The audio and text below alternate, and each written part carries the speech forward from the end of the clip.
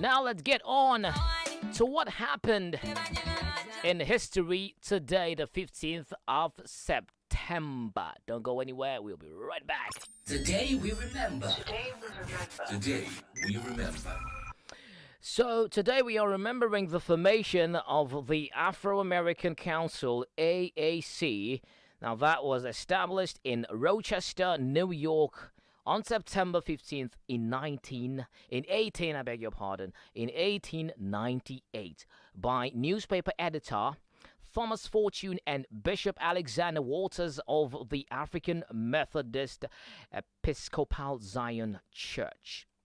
Now, they envisioned the organization as a revival of the earlier National Afro-American League, that is the NAAL, which in 1890 became the first national black organization specifically created to challenge racial segregation and discrimination.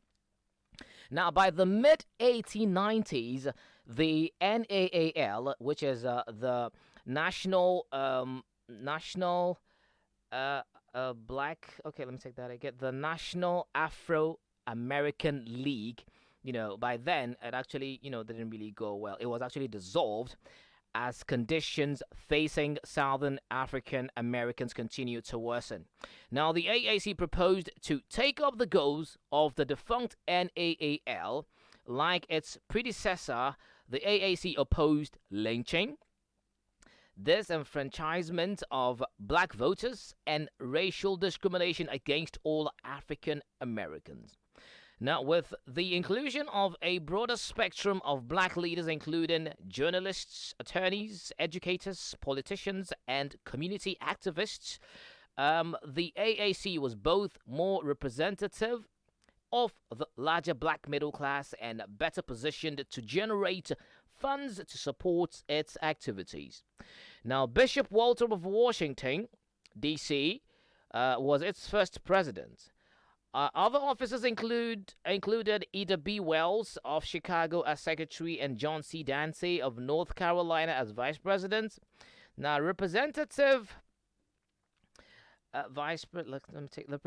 George Henry White of North Carolina, the only black member of Congress at the time, was later a vice president of the organization. Now, other prominent members included Mary Church Terrell, W.E.B. Du Bois, former Louisiana Governor Pinckney B.S. Pinchback, Professor William S. Scarborough, Henry O. Flipper, and the first black West Point graduate, and Booker T. Washington, founder of Tuskegee Institute. Now, the AAC was notable in that it was one of the first black organizations to welcome women as equal members.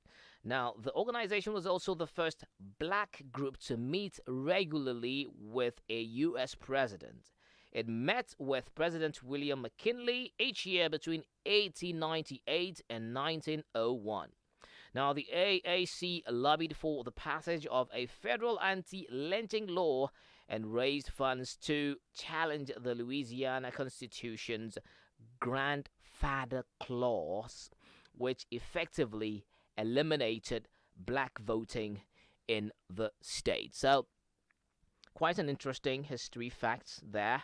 The formation of an organization that actually supported the inequality, the racial discrimination back in the days in New York City. It was formed today in Rochester on September 15th, 1898. Read more of it on africaglobalradio.com on Today We Remember section.